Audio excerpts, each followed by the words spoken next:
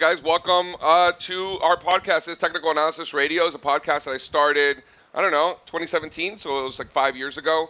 And, not just the podcast, but the videos and stuff that we've done over the years has really given me an opportunity to talk to some of the smartest people in the world on a regular basis, and it's pretty awesome. And I'm not like a journalist or anything like that. I just like to ask the questions that I want to know the answers to. Right, that I think that they would, fortunately other people have agreed over the years. So it's Steve Straza, and today we're going to talk about all things markets, huh? Yeah, state of markets. All right, so state of the market. So I founded All-Star Charts 10 years ago. I've been through a few cycles. I've been at this for 20 years. Steve Straza has a little bit different background. You want to give the people some light on what you did before you came to All-Star? Yeah, so I had an accounting background. I started my career as an auditor. Was always investing and passionate about markets. As a CPA, I kind of erred towards fundamental analysis. Found JC 6 years ago now, and eventually came on the team and became director of research. So. Yeah, Straza's done a good job of really running the team. We've got team members in India and Venezuela. I think 6 different countries around the world, so it's pretty cool to bring everybody together. Shout out Louis in New Zealand. So, all right, so where are we in the markets? I think one thing I learned from a guy named Jeff DeGraff, those of you, whether you're a technical analyst or not, you're just interested in the market. Jeff DeGraff is, for me, he's one of the all-time greats. And, one of the things that I learned from him early on was the first thing we want to do is identify what type of market environment are we in. Is it a trending market environment for equities and other asset classes? Are they messy environments? Are we in a high volatility regime? Are we in a low volatility regime? And then once you identify what type of market environment we're in, that's when we can decide which tools and strategies are best for that type of market.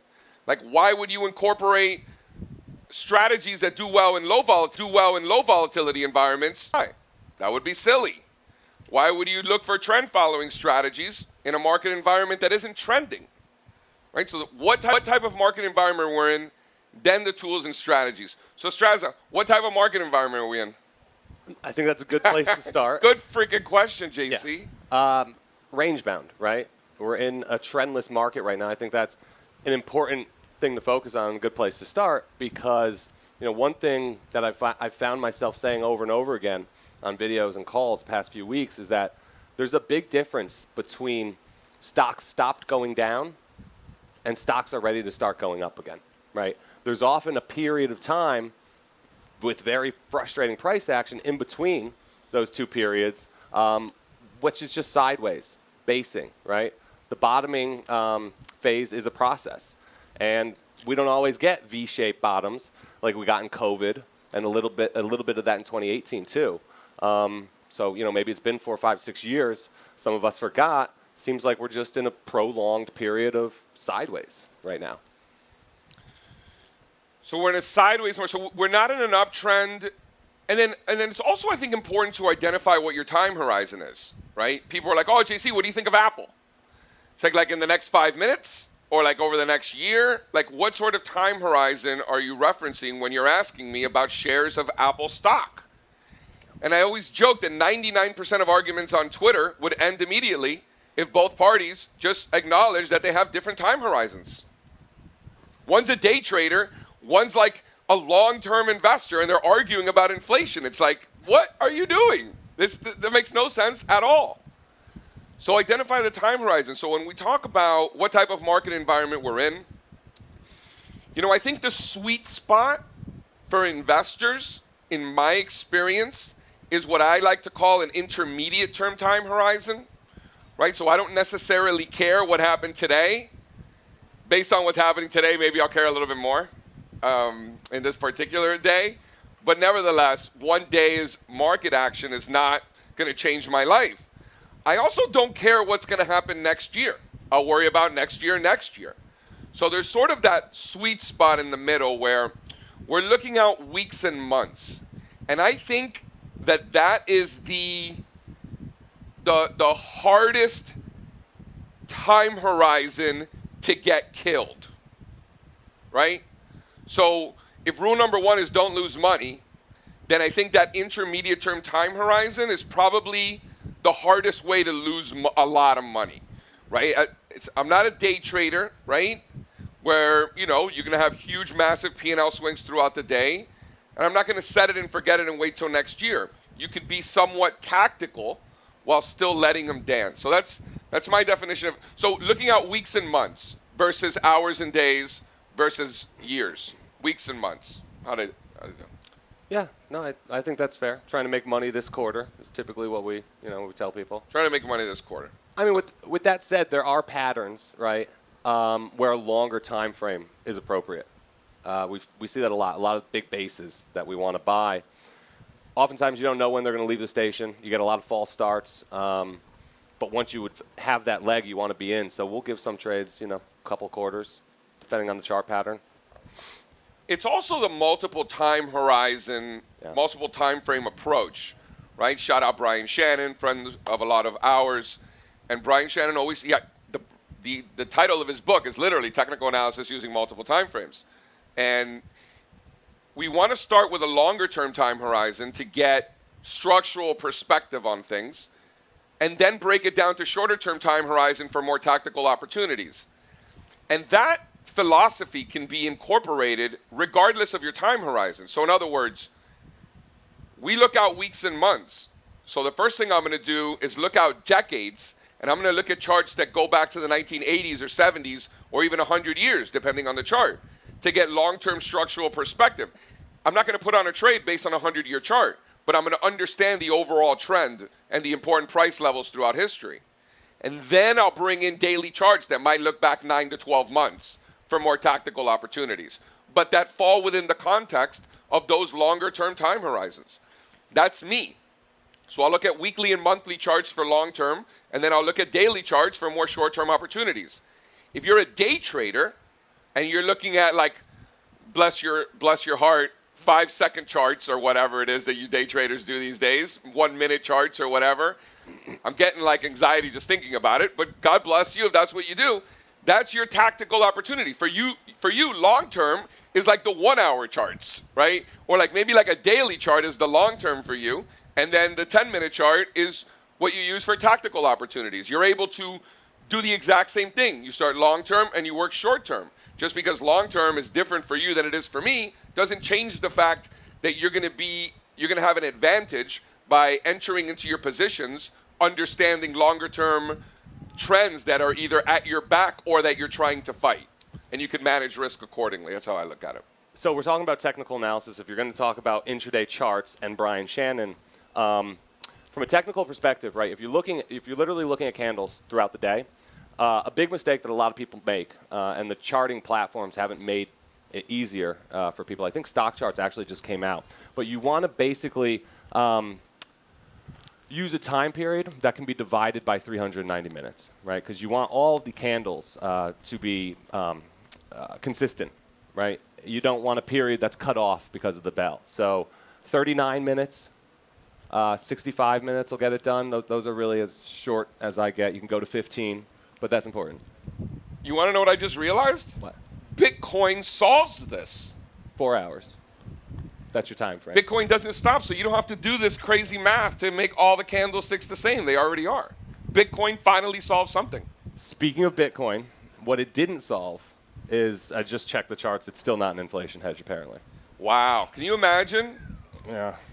Imagine if you were convinced or have spent your whole life convincing people that gold would be an inflation hedge. Ain't that a funny one? Yeah, now they have a new task, Bitcoin. It's not an inflation hedge, it's a rock, right? And it's a rock that loves to underperform. Let's go back to environment, right? So Right. Sideways market, trendless market. We always want to consider when we think of, what is the primary trend. There are a couple other things. They don't rank as high as what is the underlying trend, but they're still very important, and they give us an idea of where we're at and what to expect, right? So sentiment, momentum. Did we get breath thrust recently? What's seasonality like? Want to riff on one of those? Yeah, so when we talk about the type of environment we're in, it's not just like, okay, squiggly line up, squiggly line down, candlestick, RSI divergence. It has nothing to do with any of that stuff. When we're looking at trends, the first thing you want to do is common sense. Just look at a bunch of charts. Are they going up? Are they going down? Are they going sideways? Right? That's the first thing that we want to do. That's easy. Yeah. And when you look, they're not really going down. They're not going up. They're going up a little. It's a mess. It's a mess. Great. From a seasonality perspective, from a 4-year cycle standpoint, when you go back all the way to 1950 and you average out the performance of all of the years, you look at all of the midterm election years, you look at all the second years of every decade, you really create a composite of all of the cycles. The time to buy stocks is in the summer of the midterm year. That's this summer. Great. From a sentiment perspective, how investors feel, how Americans in general feel, investors or otherwise, are we not coming off some of the most pessimistic levels in history? Yes, we are. So, okay, from a breadth standpoint, from a market participation standpoint, when 75% of the NASDAQ fell 20%, half the NASDAQ stocks got cut in half, the average stock on the NASDAQ is down almost 50%. The average microcap is down well over 50%. We're 19 months into a bear market that began in February of 2021. So from a price decline standpoint, from a breadth washout perspective, from a sentiment standpoint, and from a seasonality standpoint, do any of those say buy, or do all of them say buy? Now, all of them say buy. Every single one. Great. Just because these metrics suggest that historically it's favorable to be buying, does that mean that we're just going to buy things? No. But it allows us to decide how we want to allocate our time. Should we be spending our days looking for opportunities to be buying stocks, or should we be spending our days looking for opportunities to sell them? So from a time allocation, I find that to be incredibly valuable. Instead of waking up in the morning and be like, so, what should I do today? We know what to do. We're looking for buying opportunities. Doesn't mean we're going to buy everything, but I think it's worth putting money to work at these levels, and I think that we are in the process of a bottom. Bottoms are a process. I think that process started in the spring. I think it's still going on. It isn't pretty, it's messy, and that's okay. Right? It's pretty normal. Yeah. How do you feel about that? Yeah, totally. So just because all of those things are in place, right, they're telling us, yes, we should be looking for stocks to buy. We should be looking for a bottom. But it doesn't mean run out and buy everything today, right? We still need price to confirm it. And that's the beautiful thing. With a lot of the indicators that we use, the ultimate confirmation always comes from price. So I think it tells us, yeah, we're probably close. But a lot of these indicators that we will look at, a lot of the sentiment stuff, a lot of on-chain analytics, right? Even in Bitcoin, seeing sentiment really washed out, it can stay that way for a long time, right? We could just go sideways and chop for another 2 quarters. Who knows? Or this could be over in 2 days or 2 weeks. So the new 52-week low list peaked on June the 16th, which was approximately 3 months ago. Yeah. Chinese internet bottomed in March. Momentum thrusts. The types of things we see before bull markets happened, right? Prices get crushed in most stocks. There are blow-ups, bankruptcies, and lawsuits. We've seen all of those things. Few zeros, Lehman moments in crypto. Washout breath levels, incredibly bearish sentiment. All of those things are perfectly normal things to occur before the beginning of bull markets, right? That's what we normally, I hate using the word always, but we pretty much always see those things. In the second inning of bull markets, we start to see what we like to call breath thrusts and momentum thrusts, like just very aggressive buying, to the point where when we look back in history, it's rare for moments in time where buyers are coming in this aggressively. And those types of things tend to occur in the second and third inning. So are we seeing some of that? And the answer is yes. Are we seeing a lot of that? And my answer is no. Well, we are seeing some. So then fine. What should we expect to see in the third, fourth, and fifth innings of a bull market if that's in fact what we're in? Yeah. I would be looking for sector rotation and new leadership emerging right? Who is going to be the leader for this particular cycle in a bull market? Because all bull markets have leadership, right? They've got their leaders and laggards. Bear markets have their leadership groups as well. This particular bear market was led by high growth names, right? The ARK funds, biotechnology, Chinese internet, the freaking SPACs, right? All the crypto and the NFTs, these things got slaughtered. These were the poster children of this particular bear market cycle in a similar way to financials in '07 or large cap tech or whatever in 2000. And there's always the culprits, if you will. So we want to look to the culprits, in this case, as leadership to the downside. If the worst stocks in the world can't make new lows, that's information. So let's look today. Yep. Are the worst stocks in the world making new lows? I would argue the worst stocks in the world are communications. Communications is pushing down against new lows. We haven't seen new lows yet, but it's flirting. And what about social media? Social media flirting with new lows. Those are the culprits. Those are the worst ones. If this is 2008 all over again, and we're about to have a nasty fall, no pun, or I guess pun intended, right? Nasty fall. I would look for the leadership groups to the downside to be the first ones to break and really lead things to the downside, like financials did in the fall of 2007. Yep. They haven't done that yet, but if that's what you think is going to happen, I would be looking for those. I would also be looking for an expansion in the new lows list, which we haven't seen. The new lows list peaked in mid-June, 3 months ago. So you need breadth expansion, further participation to the downside if this bear market is going to continue. On the flip side, we got an expansion in new 21-day highs, expansions in 30-day highs. That's step one. Step two would be an expansion in 3-month highs, an expansion in 6-month highs. New highs in the advanced decline line, I think, would be another. The S&P advanced decline line is probably the closest one. New highs there, I don't think would be a bad thing. That would be perfectly consistent with the start of a new bull market, I think. And then I'll get back to what I said before.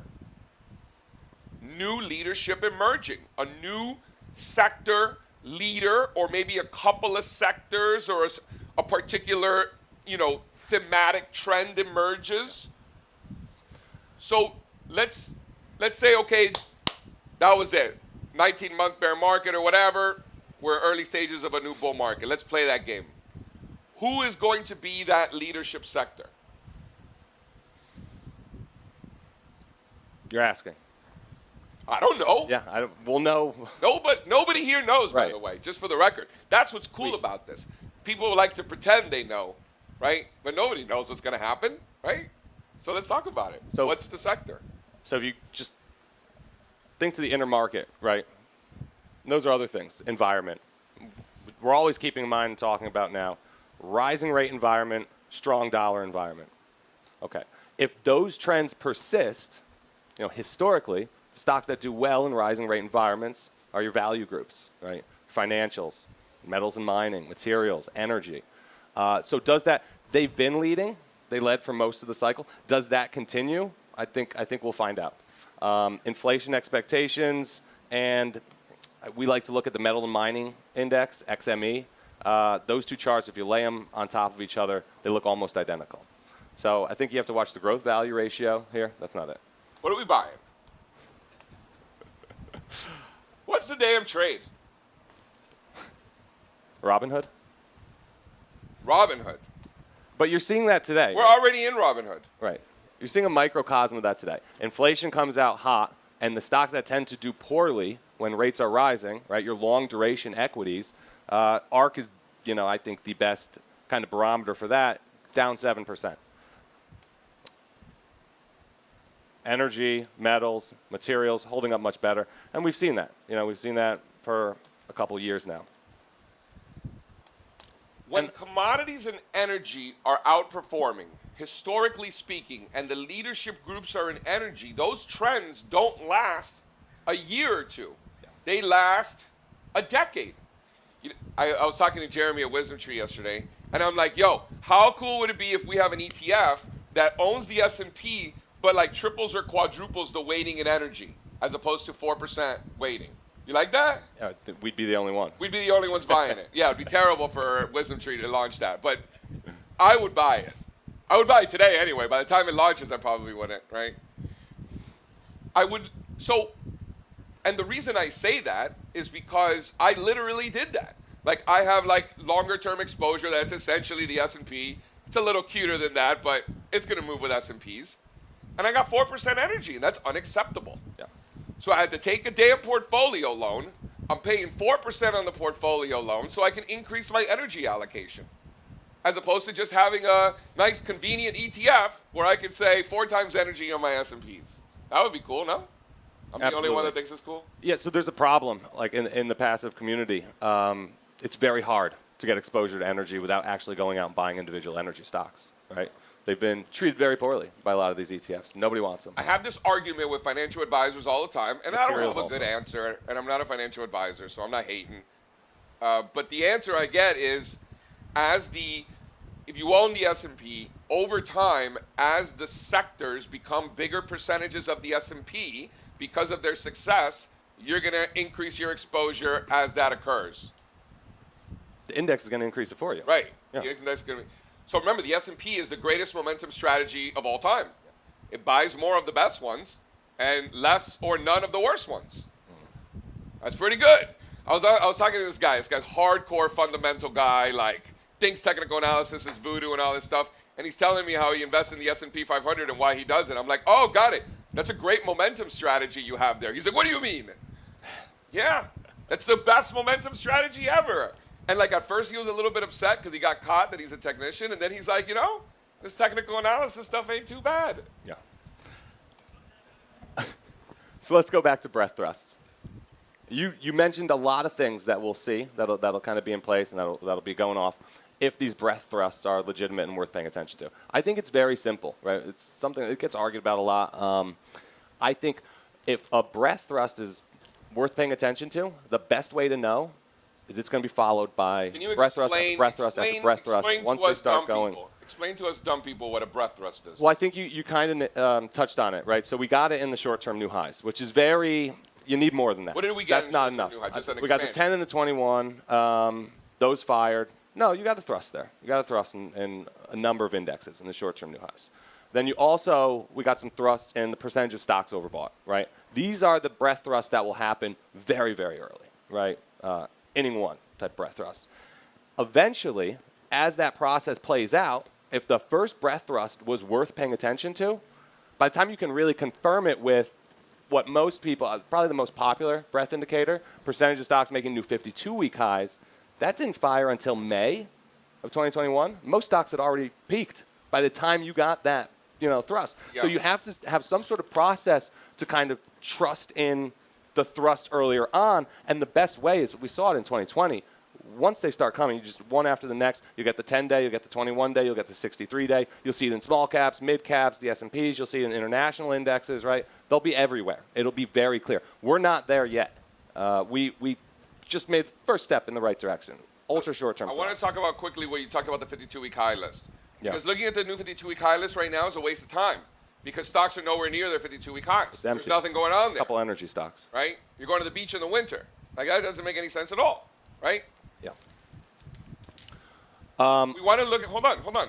Eventually we'll get to the new 52-week high list, like he said. But before stocks can start making new 52-week highs, they have to make new 1-month highs, new 3-month highs, new 6-month highs. Eventually, you'll see it show up on the new 52-week high list. But those are not the first things that happen. Those are like the last things that happen. Or I shouldn't say last. That's like a fourth inning sort of indicator, bottom of the fourth, fifth inning indicator by the time that happens. But there's still legs. And when you flip that on its head, sure, the S&P 500 peaked at the end of last year. But by the time the index made its final high, all the stocks in the indexes had already peaked. There was nothing left making new highs, or very little. So now we're looking at the opposite, right? Flip that on its head. We're not seeing more new lows. We're seeing fewer new lows. The new lows list peaked 3 months ago. So, okay, so let's get back to, great, what are we buying? I think energy has to be part of the conversation because, based on our work, it's in a secular uptrend that's been in place for 2 years and change. And historically, these trends last a decade. So you could bet that this is the first time it doesn't, or you could bet that it's going to be like all those other times. And there's no evidence suggesting that it's not. In fact, to me, all the evidence is confirming that, right? When we were saying these things a couple of years ago, we didn't know where we'd be today. But now looking back on it, what are we seeing? We're seeing consolidations in energy, particularly energy stocks, digesting really well despite massive corrections in oil. The energy, like oil's going like this and energy stocks are going like this. It's like, okay, I see you, energy stocks, I see you, right? You're seeing, you look at the XLE, it's the energy sector index. It's not even above the '08 highs yet. We're still below the '08 highs. Look at some of the subsector indexes. Right, explorers and producers, still below the 16 highs, nowhere near those '08 highs. You look at oil services, they're still below the '02 lows. The lows from 20 years ago were below that. So these things, I can argue, haven't even gotten started. And then Uncle Warren, every day, is filing more Chevron, more Oxy. The SEC just approved he can buy half of Oxy. Yeah. Me and Warren Buffett combined own 29% of all of Occidental Petroleum. You might own 50 one day. Yeah. Warren got approval combined. We can buy up to 50 together, 50% of Oxy. Yeah. And he's in the warrants. Him and I are both in the warrants also. I think energy looks vulnerable. All those things said. I think we can. The commodity, most certainly.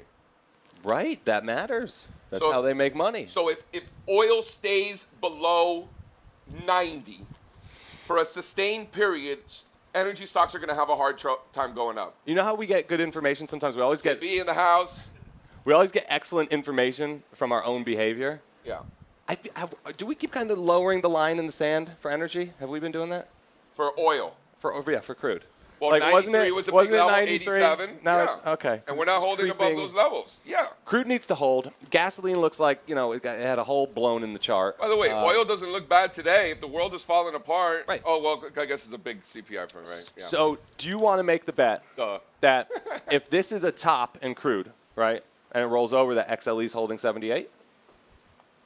If this is a top in crude, yeah. is XLE holding 78? Probably not. Right. But I'm not convinced it's a top in crude oil. Right, so we got to watch that. I think you got to get a hook. I will tell you nice little this. save I there would soon. feel a lot more comfortable adding to positions in energy and having real positions if the XLE is above 79 or 80, right? That's a big level. Above that, I feel way more comfortable. And then, great, that's the present, but what about the future? What should we expect to see if that's the right trade? I would look at the XOP, which is the explorers and producers, above the 2016 highs, above this summer's highs. We get a breakout above those levels, we're on the right. Me and Uncle Warren are doing just fine in that environment. And then also the OIH, which these are the worst hunks of junk. This is like Schlumberger, Halley, Baker Hughes, Transocean. Transocean used to be a $150 billion stock. Now it's 2. 4? I think it's worth a shot. Yeah. Okay, so those are oil and gas. What about the strength in uranium? Yeah. Can So we talk about uranium? alternative energy sources. But not even I'm not alternative. talking. Wind Alternative, sucks. right. I'm not talking about wind or solar, right? So uranium, so nuclear and coal have been great trades. They've been better trades than oil and gas. Coal has really the whole time, and uranium definitely lately. So I think that's interesting. I think that'll be more of a secular trend, something like nuclear or uranium. I mean, you talked about how a lot of times with commodity stocks or cyclicals, you have very prolonged cycles, and uranium has been hated my whole career. So if that actually, some nuclear plants start coming back online, it seems like the whole sentiment is shifting. People are opening back up to the idea of nuclear energy. I think that could be, a big long-term trend. It seems like oil and gas has really become consensus lately. That doesn't. Energy represents 4% of the S&P 500. I would hardly call that consensus. Okay. Fair. Yeah. It's 0% of the NASDAQ. Americans don't own energy. And if you take out people from Texas, then nobody owns it. Right.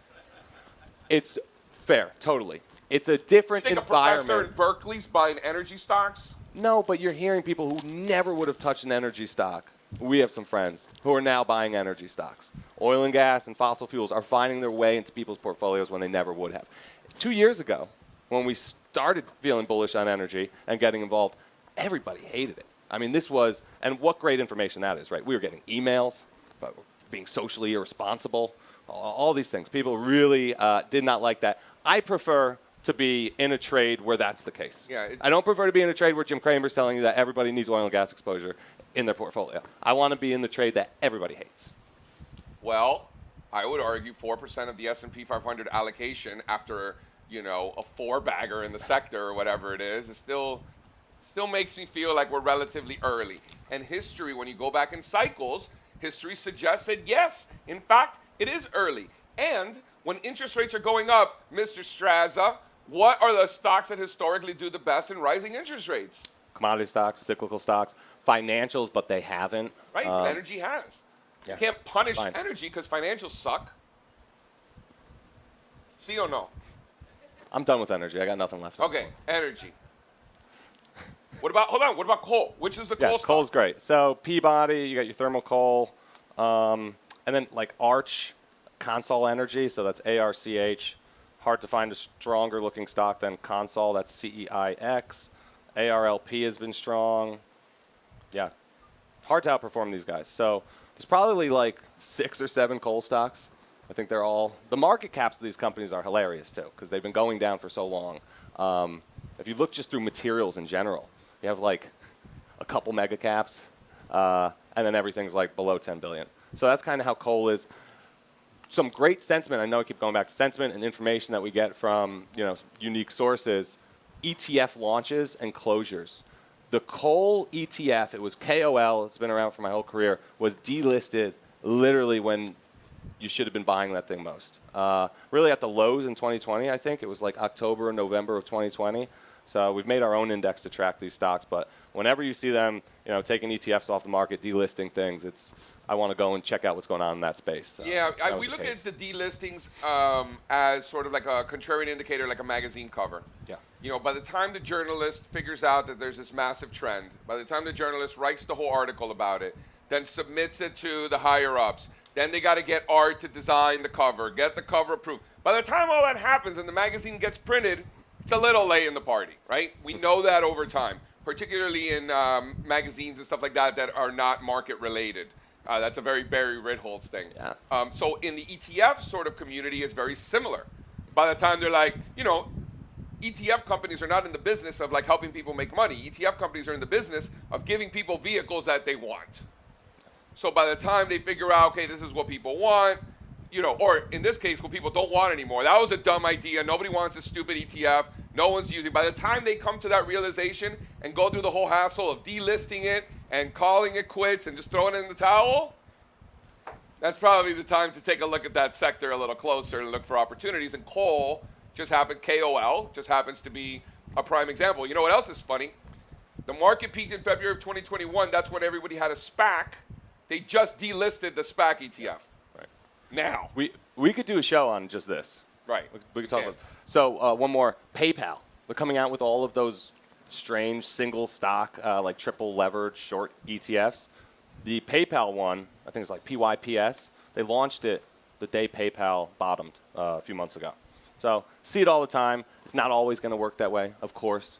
Sometimes the cover of The Economist is going to nail a major secular theme. That's going to continue to happen. But on balance, you tend to want to pay attention to these things, and it's just worth looking in, taking a deeper look at some of these spaces sometimes. All right, we're gonna stick with a commodities theme. If Michael Batnick was sitting in the front row, he'd be throwing things at me right now. He's like, JC, give me a tech stock. Give me a tech stock, JC. It's like, no, we're gonna talk about lithium now. And if you don't want to talk about lithium, you don't have to be here. But I appreciate, right, to quote Jay-Z, you could be anywhere in the world, but you're here with me, and I appreciate that, all right? So if you're going to hang out with us, we're going to talk about lithium. Albemarle, new highs today. There you go. There's one. Sociedad Química y Minera de Chile. Yeah. SQM. This thing, Big you base. know. Yeah, that was good. Sociedad Química y Minera de Chile, right? This is SQM. It's an ADR. It's a Chilean lithium, right? Like, how many people here think they have enough Chilean lithium exposure? Nobody. Like, who wakes up in the mornings and be like, yo, I got way too much Chilean lithium in my portfolio. I need to ease up a bit, you know? It's a good point, though. Like I was talking about how small the market caps are for a lot of these materials, a lot of the largest ones are overseas. They're international companies. So this is an ADR, obviously. And it is, what's the market cap on this? It's big. 28? It's big. What is it? 28? I don't know if that's right. 28 billion. So, you know, it's part of that underlying theme. And it's not, I feel like I'm guilty of it myself, and I know Straz is, where we group things a lot and over-group things. Yeah. And commodities, as much as we group them together, a lot of these things have nothing to do with each other. Well, they're all separate markets, right? They all trade on very different underlying factors. Well, if you look at ARC stocks, what interest rates are doing today or this week is going to drive most of them, 99% of them, right? But in the commodities market, I think it's really interesting because it's very bifurcated. You know, what's copper doing? That's going to matter for Freeport-McMoRan. It's not going to matter for something like Exxon. So what are we buying? So Albemarle, new highs today. LIT, L-I-T, is a lithium ETF. Yep. Not as strong as Albemarle. You know, for this, I think you skip the ETF, and I think there's better opportunities in the individual names. Sociedad Química and Albemarle, a couple of names interesting there. Corteva, if we're sticking with materials. Lithium? No, that's I'm just going into agricultural chemicals. inputs. I'm just going into chemicals. Corteva, what, Mosaic, Albemarle, CF Industries, CF.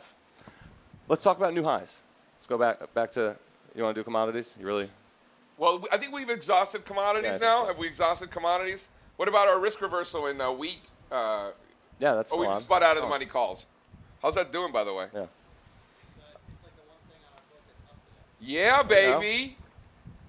People got to eat. Look at that. So WEAT, as a matter of fact, as it turns out, okay, this is the last thing on commodities. So we're looking for trades, and Ian Cully, shout out Ian Cully, comes out from the back. He's like, yo, what about wheat? So there's actually a wheat ETF, WEAT, that has, you know, my whole career has traded 100 shares total, maybe, right? And I'm like, there's no way that's liquid enough, yet alone the options market. And then because of this whole Ukraine thing, the wheat ETF is trading crazy volume. Liquid options market, terrific. Let's buy the out of the money calls. We went out to what, October? No, January. We got nothing but time, baby. So, okay, so that's the wheat. Okay, so that's enough on commodities. What do you like that is not a commodity? What's acting well? And don't say Robinhood. No. So I think there's biotech, there's Chinese internet. When I'm looking for tactical trading opportunities, I want to buy the things that have been basing the longest. And I would say I would rather buy potential base breakouts. And if you look at Chinese internet, right, for example, this is probably the best example. You mentioned they bottomed a lot sooner than a lot of things. So made their ultimate lows in March. Really been building this base since late February. So 6-7 months of basing, we're probably close. I'd rather buy a potential breakout of a base and something that looks like there's a reversal pattern underway than try to bet on new highs in this environment. Buying stocks and buying breakouts this year has been a very bad strategy. Why? Because we're in a sideways market, right? Yeah, so tell them. Right. So when you're in a trendless market, there's things that we can look at just from a tape reading perspective, right? What are individual stocks doing? Not just how many are making new highs, but how are they acting? Are those new highs holding? So what you'll see is in a strong uptrend or markup phase, new highs and breakouts will hold, right? You get valid upside resolution, some clean breakouts. And the same is true for if you're in a strong primary downtrend. Breakdowns will hold. New lows will hold, right? In the current market environment, we're constantly scanning for new highs. They're failing left and right. So whether they're false starts or actual failed breakouts, we don't know yet. If you look at something like Albemarle, it was a failed breakout last week. Now it's looking like a false start. It's trying to go again. But really choppy, messy action. Things not really leaving the station, falling back into their range. And that's just what you get in a sideways market. That's really what you should expect, right? So to try to, make the bet that you want to be buying breakouts. I don't think this is the right environment for that. We're also getting information, and I think this goes back to the whole, stocks may have stopped going down, but they're not quite ready to start going up. On the, they stopped going down front, you've mentioned social media, communications. I think we really need to watch those the rest of this week. You don't want to see new lows there. I think Meta is a great barometer. That's going to give you some really good information. Facebook has just been, clanking on its pivot lows, but not breaking down. So I think that's telling you, you can't buy breakouts. You can't really buy breakdowns in this market, and that's exactly what you should expect during a period of sideways. Hey, Phil. So this gets back to what we were talking about before, right? Well, what did I say about Jeff DeGraff? For those of you who slept in because you were drinking too much last night, we were talking about Jeff DeGraff, who's an excellent technician, and what he taught me early on was the first thing you want to do is identify what type of market environment we're in, and then decide which tools and strategies are best served for that particular environment. So what he was just saying is exactly that. In uptrends, in trending market environments, breakouts hold and then continue going up. That's what happens in uptrends. In downtrends, that doesn't happen. Go back and look at downtrends. Go back and look at financials in '07. Go to your favorite downtrend of all time. You know what you're going to see? You're going to see consolidations that look like they're bottoming. They try to break out, and then they completely collapse because they're in a downtrend, right? So breakouts tend to fail. So what types of strategies are good for range-bound environments? You know what's been really, really good? Is selling options. When volatility spikes, selling options in both directions, by the way. I think we've done a good job at selling downside puts, probably less good of a job at selling calls on the upside in rallies. Like probably selling calls yesterday would have been pretty good. We didn't do that, right? But we sold, right? But we were selling puts early last week, right? Those are the types of strategies. Give the people what they want. Humans, we're very smart, right, Perlman? We don't give ourselves enough credit. Like, we have a lot of power, right? But we're incredibly vulnerable, particularly when there's money on the line. And we know, mathematically, that asset prices trend. We know that. There's like a zillion white papers if you're into that sort of thing, MIT, or all that stuff. Knock yourself out. Asset prices trend, right? You don't need the white paper. Look at the damn charts. They go up for a while, they go down for a while, they go up for a while. Markets trend. They're not random. We know that. We also know that volatility mean reverts. We know that. We've got the math, we have common sense. Volatility mean reverts. We know that. But the way humans behave is in the exact opposite manner. Humans behave that prices are going to mean revert. They're always looking for tops and bottoms, when usually we're somewhere in the middle, right? So we know that asset prices trend, but humans want them to mean revert. And then we know that volatility mean reverts, but humans want them to trend. That's a huge arb. And in this particular environment, which is sideways, messy, high volatility, buying breakouts is not a great strategy. Selling premium is. Delta neutral strategies, just neutral strategies. Those have worked very, very, very well. With few exceptions like things like energy and utilities. Yeah. Now let's talk about utilities, right? Now if you thought commodities were boring, now we're going to talk about utilities, right? Isn't this exciting? But it is exciting to make money. And when you look at the new 52-week highs list, there's nothing there. But you got some utilities. And people are like, well, JC, it's hard to get excited about a market that's led by utilities. It's like, well, if you go back from 2004 to 2007, early in my career, actually, that was a great bull market. Stocks did wonderful. That was a great time. Guess what? Utilities led the whole way. It was a great market. Plenty of money to be made. What year? 04, 05, 06, 07, no. Utilities were relative leaders the whole time. Mm-hmm. Utilities doubled the performance of the S&P 500 during that period. And stocks did great. Financials, energy, industrials, emerging markets, those were great times.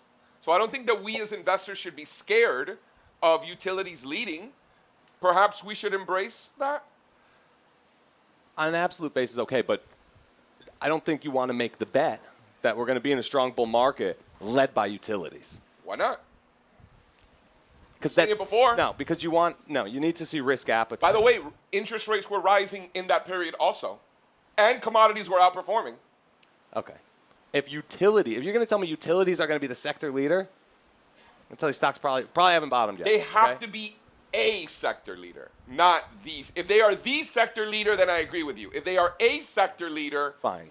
how's that? Yeah. Is that better nomenclature? Yeah, so when I look at utilities on a relative basis right now, they've been basing, XLU SPY ratio. That's all I'm looking at. They've been basing really nice reversal pattern that really started in the summer of 2020. So technically, if something like this breaks out, you have to anticipate that you're going to get, a reaction higher, a leg up, which would mean probably more pronounced, outperformance from utilities. You'd probably see that trend accelerate. I would imagine the market's probably coming under increasing pressure if that chart's breaking out. Is that fair? I think it's what else is going on. I think if Sure. it's only utilities breaking out, and Nextera Energy (NEE) is one of my preferred utility vehicles for you utility stock enthusiasts out there, all three of you. NEE. NEE. I think if they're doing well, but we're also seeing rotation into industrials. Yeah. Financials are getting some kind of bid. I think that's important too. I think you're fine in that environment. If it's only utilities, then yeah, you got a problem. Because if it's only utilities, then it's probably not only utilities, and it's probably staples too. But staples on a relative basis don't look as good as utilities. If staples did, right, that's the more defensive trade. People look to utilities because they're boring. Boring doesn't necessarily mean defensive. Defensive is staples. So if you're seeing staples truly outperforming, that is the problem for stocks, not utilities. And you're not seeing staples really doing much. So you can even expand that, right? Safe haven assets outside of utilities, there's really very little bid for, right? So bonds too, you could say. Not this year. Yen. Oh, wait, so hold on. So we have 3 minutes. Let's get macro real quick, right? We got plenty of trading ideas. We talked Oxy. We talked Cameco, Albemarle. We talked about Sociedad Química. Plenty of trades, right? You got to give the people what they want. Give them the trades. Yeah. Okay, great. Now let's take a step back for 1 second. We got 3 minutes. None of this is probably going to work in a strong dollar environment, right? Ooh. If the dollar remains strong, we're not in a bull market. I think stocks are going to have a hard time going up. I think it's going to be very difficult to make money long crypto if the dollar remains strong. And I had this argument with Barry, and I've been arguing with Barry Ritholtz for, I don't know, at least a decade, probably longer. He loves to argue.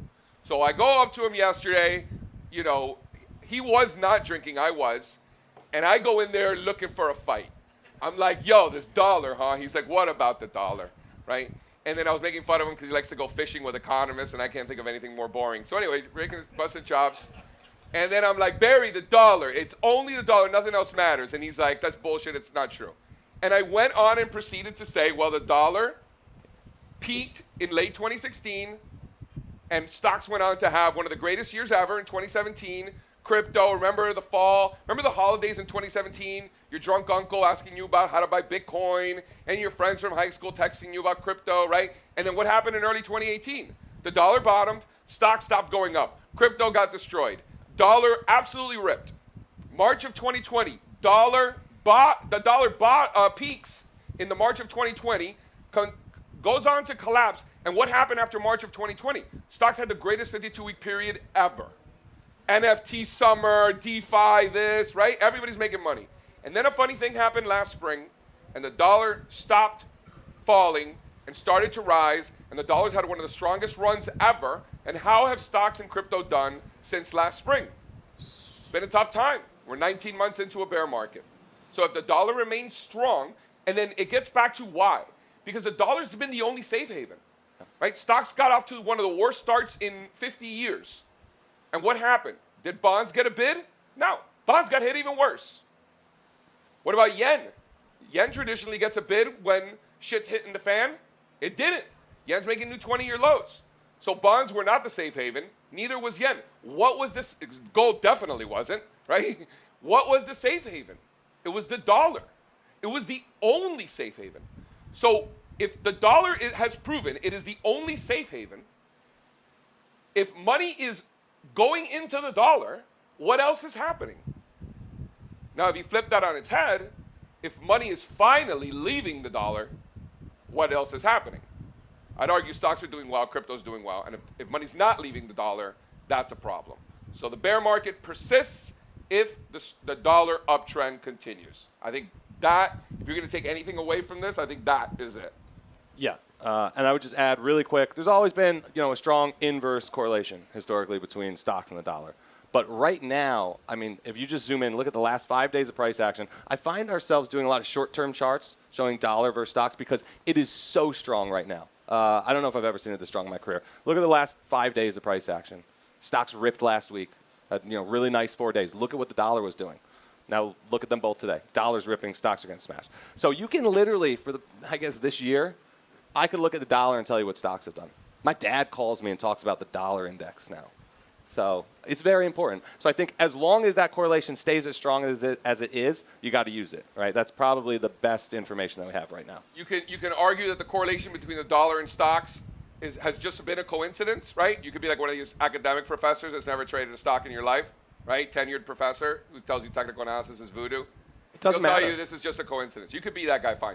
You could say, okay, the correlation's been there, but now it's going to change. Fine, you can make that bet. Or you can make the bet that we're making that the correlation is going to remain in place until the market proves that the correlation is no longer there, and the correlation has never been stronger. So I'm not going to bet against that. I think it says it. And by the way, and then Barry Ritholtz, who I've never convinced of anything ever in the entire time that I've known him, after that conversation said, all right, you convinced me. I'm in. I'm like, wow! Barry Ritholtz with an open mind. Didn't see that one coming. Didn't see it coming. Not going to lie. No, you're not fun to argue with, so he might have just gave it to you. You know what? I think maybe that did happen. He just wanted me to get out of his hair, maybe. Yeah, see? All right, guys. Listen, I'm JC Parets. This is Steve Straza. Thank you guys for being here. Find us at allstarcharts.com and follow me on Twitter at allstarcharts and Straza at sstraza. Yes, S. Straz on Twitter. Yep. Adios. This is fun, guys.